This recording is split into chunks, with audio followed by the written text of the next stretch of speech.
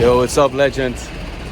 Another day, another beautiful video. So, in this interview I had with Gio, a beast, a true beast. Gio is a father of two. He's a hard working entrepreneur, a digital agency owner, and yeah, I had the pleasure to work with him. He after COVID hit, he had a little bit of a downward spiral, but because he has a lot of grit and fire within him, we got in touch. And basically, what we set out to do is working on some specific restrictions, especially around the ankle, and of course, getting him massive strength. I'm very proud of what we accomplished together. And big shout out to Gio, because he's one of a kind, and it was a pleasure to work with. Always receptive for feedback, always giving feedback back to me, which is also super important and critical in a relationship with somebody you work close with. So as a shout out to Gio, and I hope you like today's interview. Ciao. So Gio, nice that you wanted to hop on this video interview with me. Just to set a bit of the stage, we worked together a previous year where we had a nice time together. I think it was around 6 months in total. And what I would want to do is really go about your journey and discuss, like, okay, what were things that you experienced, also maybe look a little bit back into what was the starting state, what was the end state. Are there things that you took away from your journey and that you might be still implementing?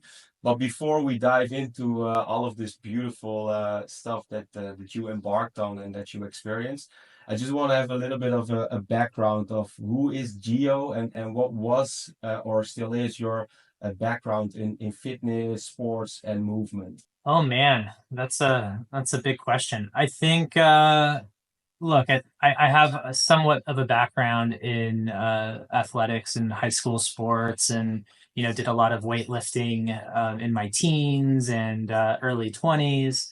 But I think as I got out of college and started my career, something changed where I became less active, less mobile, and maybe just more sedentary as I just locked into my career and career ambitions, and became a lot less mobile. And I think I fluctuated. I would go through you know times in my life where I was very active. I'd get back into the gym, and then something would happen and I'd fall off. So I wasn't very disciplined, wasn't very consistent. And then fast forward many years, and I'm in my early 30s, and I've just had two kids, just got through COVID lockdown, just started my own business. And I'm kind of in the throes of all of these different life stresses, and I'm probably the most sedentary that I've ever been, outside of being very active as a father, but not really having a lot of space for you know exercise, mobility, wellness, that type of stuff. So I think I found you at a point in my life where you know specifically on Twitter, your content was particularly resonant. And I really was into the different content that you're putting out and the different movement and stuff. And I thought, that'd be pretty cool. That's maybe something that I could get into, because I feel like I used to just burn out with traditional, go to the weight, hit the weight room, do the compound lifts. And you know for one, I didn't have the bandwidth or the space for that anymore. I just didn't have the opportunity to go to a gym. So I was attracted to the idea of a mobility practice that I can do within my house, within my environment, my space, my lifestyle. So yeah, I think maybe that's a really long answer, but you tell me what else is helpful. No, yeah, that was that. Yeah, definitely. I think that's what we discussed in when we started out, and yeah, I was curious because like sometimes you meet people at a certain moment in time and it really hits off.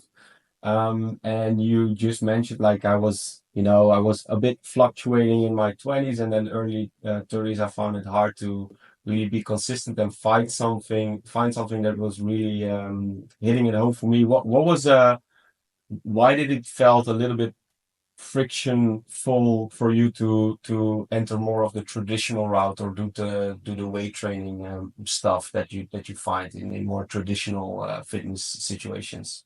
Just my lifestyle. I think, running my own business, being an entrepreneur, working from home, but also a very active and involved dad with two toddlers, two kids under two.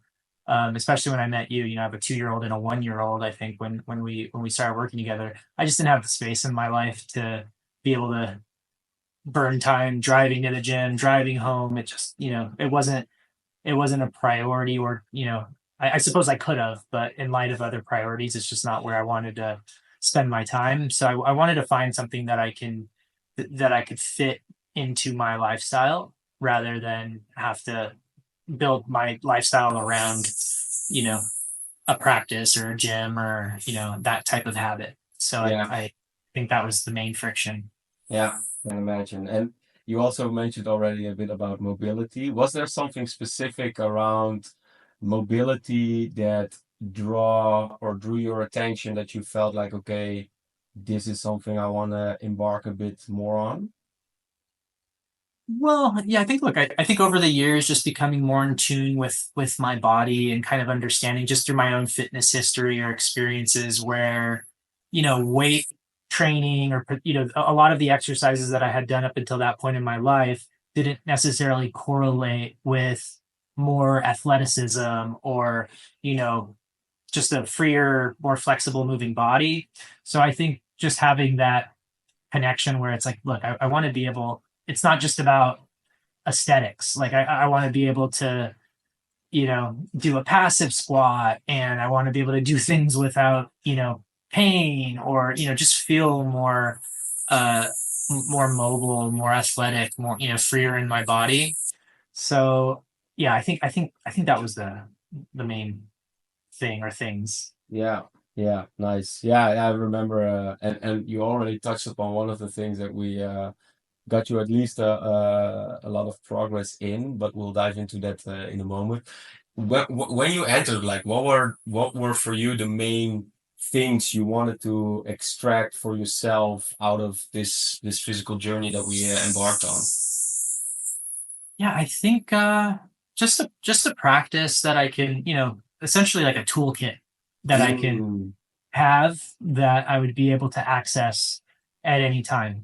As I knew life wasn't going to get any easier. You're right; it wasn't going to get less busier.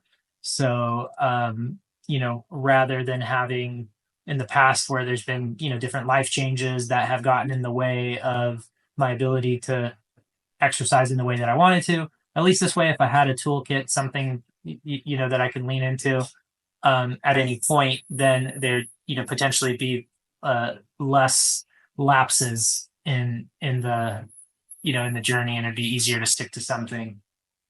yeah, nice. Yeah, I remember. I think we did a lot, and especially with mobility, it's often for me like I try to, or at least my job is to try to guide in this case you also to with the right materials, with the right dosage, at the right time, and also to allow processes to be facilitated or to be laid in a sort of a foundational way so that certain sensitivity or changes might happen, especially when it comes to mobility, where changes take a little bit longer because you're working with a little bit more tendon and ligament structures.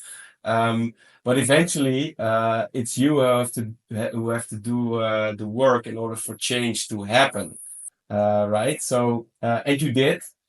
So I was wondering, can you tell a bit about the process where you went from the starting state, where we tried to focus a bit on indeed some of the mobility work, some restrictions, some changes that you wanted to make, towards the end state, the end result that you got towards. Can you tell a bit about that process?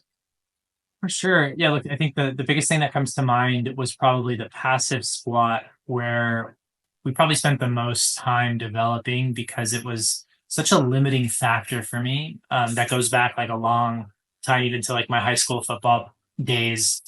I recall like being, just being able to squat a lot, but not having like a certain mobility to do it just because of the tightness in my calves and tendons and stuff. And I had broken my leg a couple times, growing up as a kid. So there's probably some, you know, re- residual effect from that. But I think I started out with a lot less mobility in the passive squat, and I think advanced to a lot more. It wasn't perfect. It wasn't the most perfect passive squat, but it was perfect for me. I think I just kind of learned for my body. It was a significant enough improvement that I felt good about. Yeah. And I remember, do you remember the moment where you felt like it clicked, the accessing the passive squat in a way you felt comfortable with? Yeah, yeah, I was very organically. I was literally out like walking my kids, and we were just like walking around the block, and it was like my 1 year old toddler was walking or something. So I went to go pick her up, and I'm holding her, and I'm realizing, oh my God, like I'm in like a passive squat position that I couldn't have done, several months back or whatever the timeline was. So that I think that's when I had told you like, dude, I realized I hit the Yeah. passive squat just organically, out in the wild, as it were. Yeah, that was like for me. That was also very. I was sort of like celebrating from the inside as well because for me it like what I always find in the beginning hard to explain around mobility is that sort of with muscle growth it's like okay, you go to the gym after 6 weeks, you see a level of muscle growth. After 3 months you see this result basically. And we're with a lot of the things with ranges of motion, yes, of course you will see eventually the results, but it's more of an exponential curve. But the mobility work often happens in moments where you don't expect it and then it just comes out. And for me, this moment where you said like, "Yo, dude, I did it without thinking about it, but it just happened to emerge." And for me, it was like, yeah, these are the small windows that also like show you what the power of mobility is if you work on it consistently. And yeah, we did a lot of on working on the passive squat, working also on some hip elements as well with the front split, and also on something else, which you were a beast at. Do you have an idea what I'm referring to? I don't know. The It bar was strength? it wasn't the muscle up because I wasn't able to conquer the muscle up completely or on the rings. But yeah, no, we made a lot of progress on you gave me like a superset Yeah, with yeah, yeah. what was it, chin ups and dips. Chin ups and dips. And it was funny because at the beginning there's like you gave like a goal, and it was like what was it, like 30 something, 35 and um 30. 35 and 30, that's what it was. Yeah, I was like, so 35 sets in 30 minutes. And then I did it the first time, and I think I got through like less than half in the 30 minutes. And I'm like, and I think I remember like asking you like, dude, did you make like a typo? Like, was this a mistake? Because the goal just seems unreasonable. And you're like, no, dude, like that's the goal. And I was like, okay. So yeah, it was just one of those things. I think, over the course of whatever, 6 weeks maybe, just working on that superset and then ultimately hitting it, hitting the 35 and 30, and just seeing that progress, right? Where, Yeah. the beginning it seemed like, an unreasonable expectation that you put on me. I thought you were crazy, and then to hit it, felt pretty good. Yeah, that was a real treat. And not only because I don't impose certain levels of challenges in just like that. I really try to look as much to the person who's in front of me to see, okay, how can I trigger you in the right way. But like I felt like because you had a background with some athletic work, with some sports as well, I felt like okay, this will be a nice challenge for you also to see what you can take. And yeah, you really chew on it, and eventually got it. It was like that was really like a quite an impressive milestone. And also I think it also changes some structures in not only in the body but also from a neuroplastic point of view. Just to know, like, whoa, I this is something that is possible. And once that is like, once you have a couple of those moments physically, like your world starts to change. And I also remember you telling me that this wasn't really about the strength work, but it was more around, especially the working on the lower extremities, the hips, from the hips towards the feet. You at one point you made an observation, like, if for me it feels like mobility is strength training in disguise. And I will never forget that you told that, because that for me was really like, these are the things, these are like observations, own experiences I had, but you like, I just try to give you guys the tools and to see, like, can you find these elements as well. And once you listed that, for me it was like, this yeah, for me it won't get any better than this, because this is something that you find like, okay, I can chew on this more, and now I'll see the power of what mobility can be for me. So that was that, and the 35 sets in 30 minutes was really yeah, quite a beautiful moment for you, and also like I felt very proud as well. Thanks.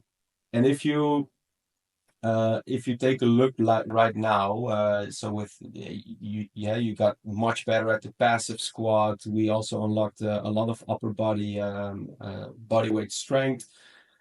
How is your life like? What is the residue of your physical journey that we embarked on right now? Like, what are there still things that might have or still are present, or can you explain a little bit about that? Yeah, yeah, definitely have had some residual practice, and I have all of like my mobility exercises that I could lean into throughout the week. That there's definitely some that I go back to. My favorite is probably just the passive hang. It's like, Mm, for me, it's like it's therapy. It's like you just go yeah. and just do that passive hang on a bar and just kind of stretch out your back, and like you feel so good after. So that's like probably like the most core thing is just making sure I'm always doing that passive hang and stretching out my back. I feel so much better after it. But, candidly, it's like since we concluded our program, I had so many new life challenges.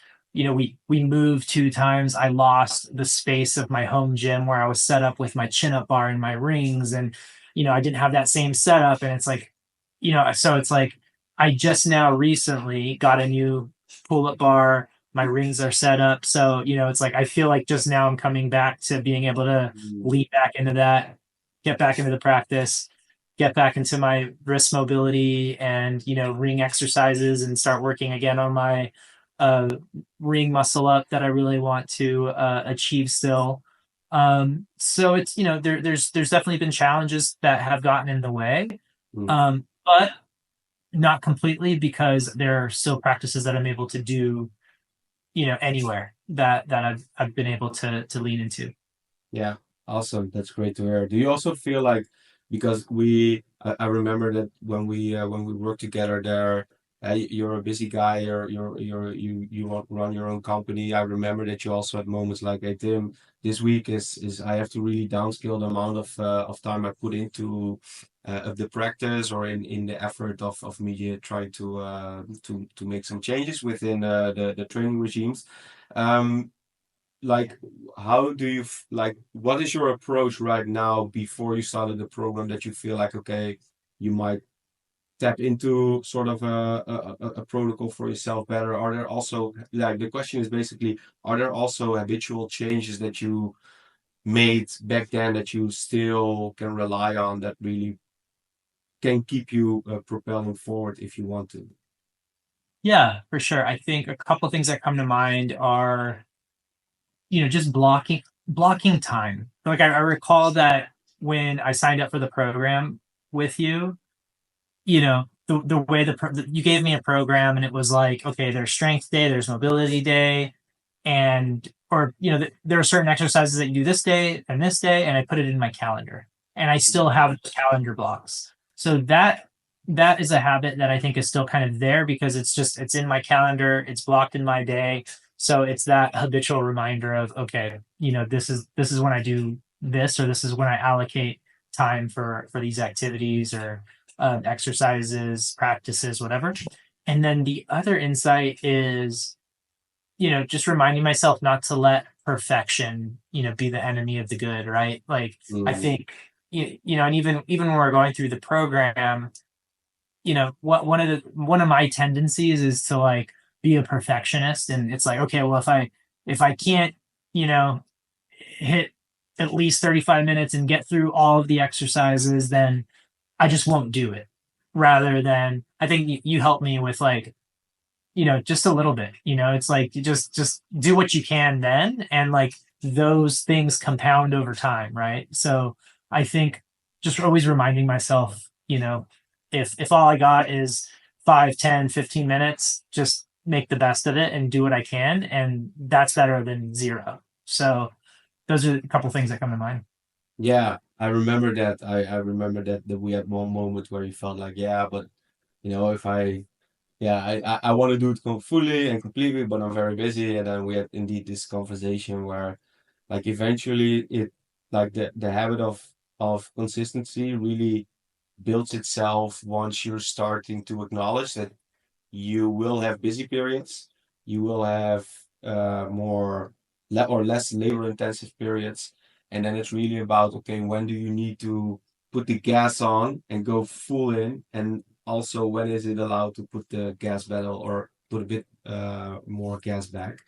And I really loved also how you took on the advice and started to work with it, especially being someone that really wants to extract the most, this perfectionist point item of you. And I really felt like for me it was a treat to communicate with you and give you that feedback, because I also really felt like, hey, you really take it to heart and you immediately start to work on that element as well, which was really nice to see. So if you look back at the period together, I think we already discussed a lot of beautiful elements.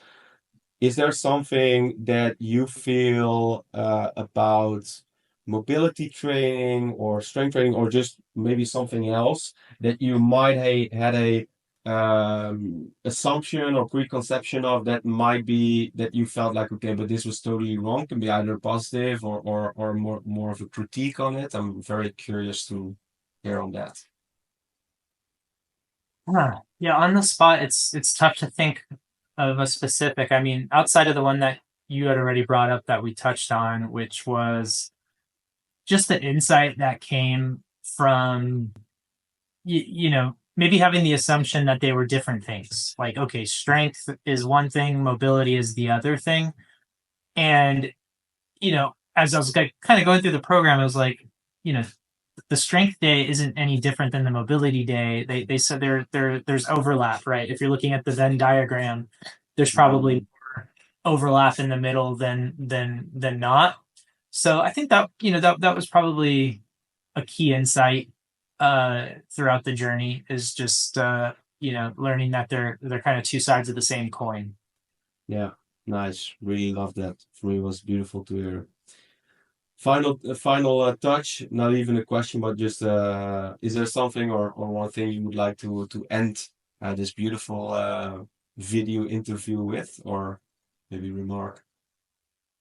Oh man, if you've watched this long enough to get to the end, or if Tim did a good job editing this part out, then if you're in consideration of Tim's program, I highly recommend it.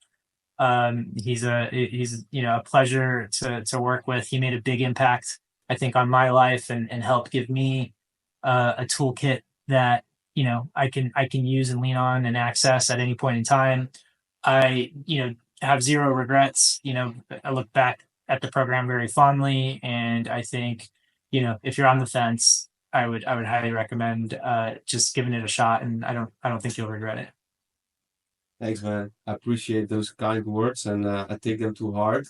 And yeah, the feeling is mutual, in the sense that it's always a treat to work with people that are dedicated, that they take their physicality also very highly, and also you really embarking on this journey to craft a practice which is very it's not standardized for a lot of people. They find it more as a routine or a workout, and you really said like, I want to make this a practice. I see this as something that can help me in my life. It can help my physicality, and it's not so much a versus, but it's more of a blend of a 360 point of view. So yeah, the pleasure was all mine as well. I really loved working with you, and yeah, I treasure the moment, and yeah, maybe we'll see each other in the future again. I think so. Okay, then I'll end the call here, and thanks for joining and making time for this beautiful interview. Of course, my pleasure. So this was the interview with Gio. I hope you liked it. I did.